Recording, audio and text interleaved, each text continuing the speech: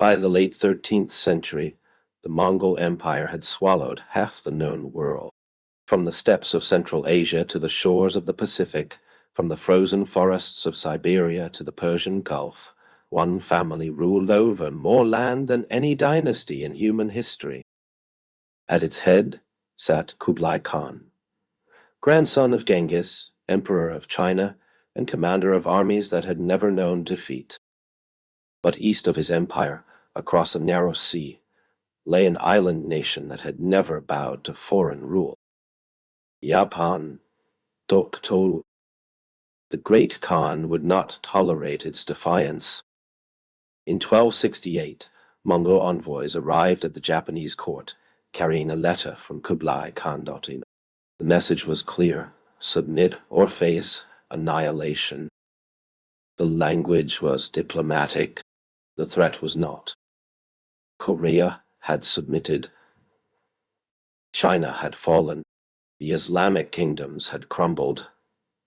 Every nation that resisted the Mongols had been crushed, their cities burned, their populations scattered. Japan was expected to follow. The Japanese court debated for weeks. Some urged caution. The Mongols had conquered empires far greater than Japan. Others spoke of honor, of ancestors, of a land protected by the gods themselves. In the end, Japan gave no reply. The envoys were sent away in silence. When Kublai Khan sent messengers again in 1275 demanding an answer, the samurai provided one. They beheaded them on the beach at Kamakura, Sutura. There would be no negotiation, no submission. Japan had chosen war with the most powerful empire on earth. In the autumn of 1274, the Mongol war machine turned toward Japan. At ports across Korea, a fleet of 900 ships assembled. 40,000 warriors, Mongols, Chinese, and Korean conscripts, prepared. The invasion force was larger than any Japan had ever faced, larger than most nations could even imagine. To the Mongols, this was a minor campaign, a stubborn island to be disciplined. They could not have been more wrong. The fleet launched in early November, crossing the strait that separated Korea from Japan.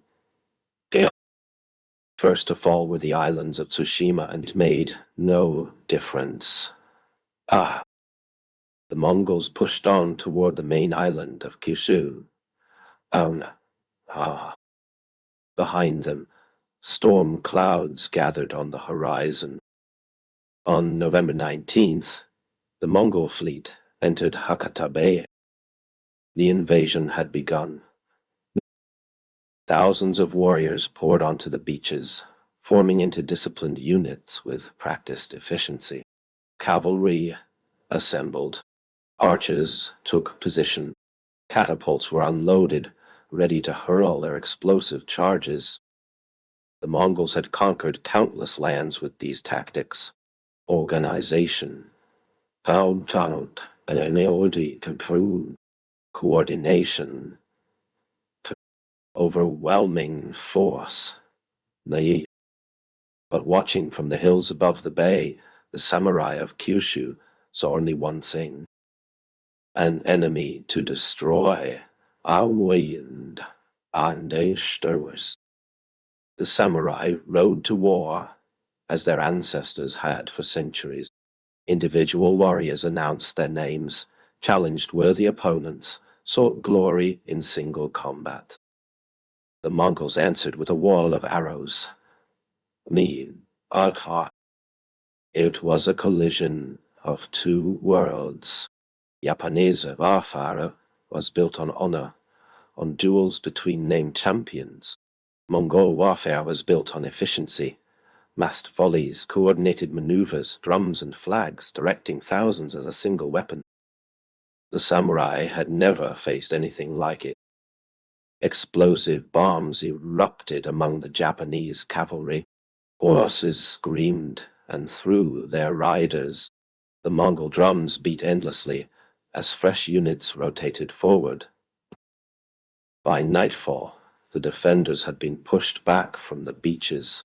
Villages burned behind the Mongol lines. Japan stood on the edge of destruction.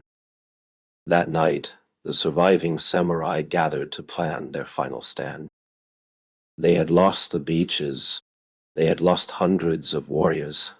The Mongol tactics had shattered every formation they tried. But they had not lost everything. The Japanese commanders made a decision that would change history. They would abandon the old ways. They would strike not with honor, but with desperation. Small bands of samurai would raid the Mongol camps through the night. No challenges, no ceremony, just blood, holy hunt. In the darkness, the samurai became shadows. They slipped into the Mongol camps and killed without warning. Sentries died silently. Supply wagons burned. Officers were assassinated in their tents. The raids caused little real damage, but they achieved something more valuable. They denied the Mongols sleep. They spread fear among troops who had never known it. They proved that Japan would not break, and they bought time for something no one expected. On the morning of November 20th, the sky turned black. A typhoon, late in the season, unexpected and devastating, swept into Hakata Bay. Winds tore through the Mongol fleet. Waves crashed over the transport ships. Anchors snapped. Anchors. Hulls shattered. The Mongol commanders, fearing the total loss of their fleet, made an urgent decision. Retreat.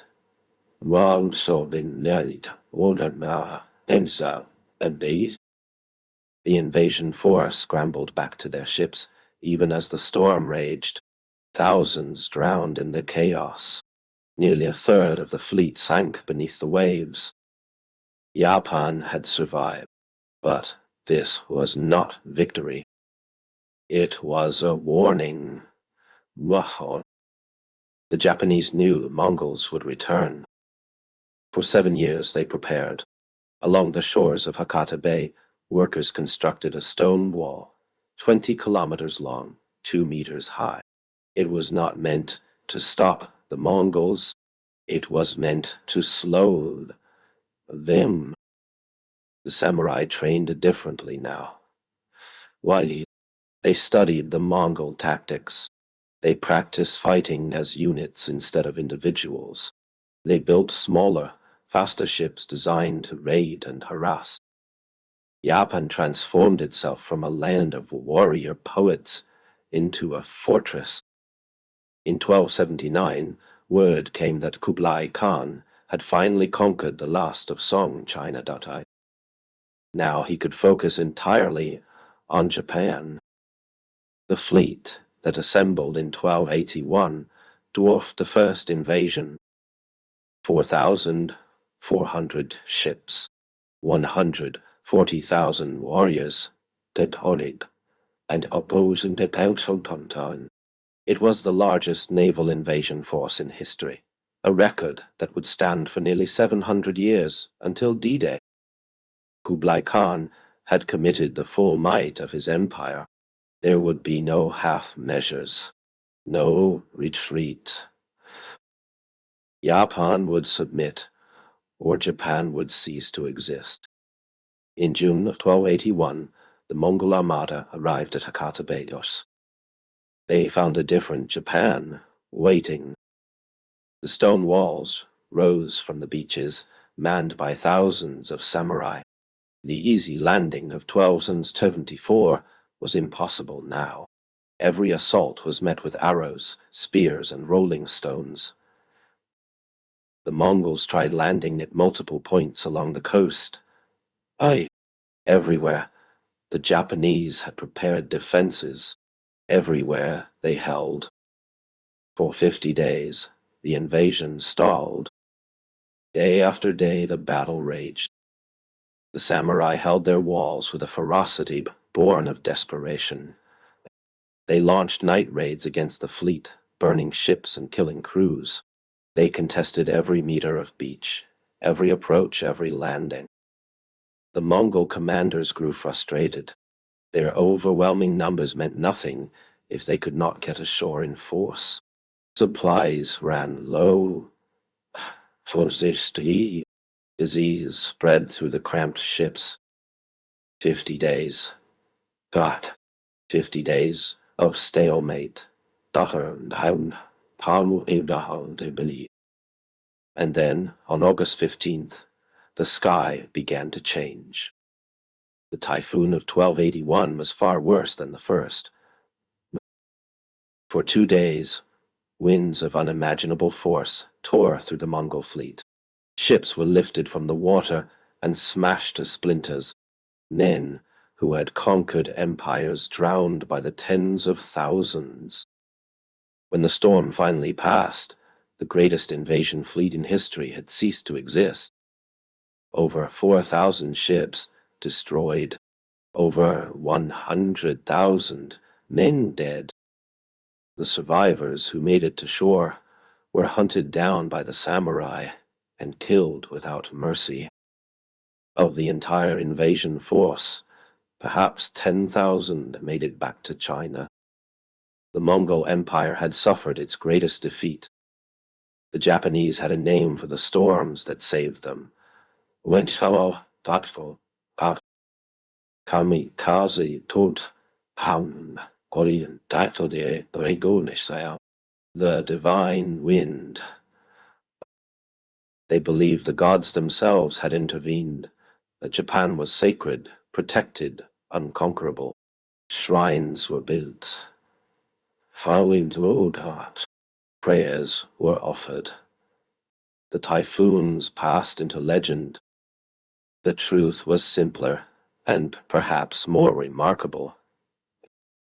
Japan had held long enough for nature to decide the battle. The walls, the raids, the 50 days of desperate resistance, all of it had kept the Mongols trapped on their ships when the storm arrived. Courage and preparation had created the conditions for a miracle. Kublai Khan planned a third invasion, Old Fortune, Osti, and a fourth. But rebellions in his empire, costs of the failed campaigns, and his own death in 1294 ended the Mongol threat forever.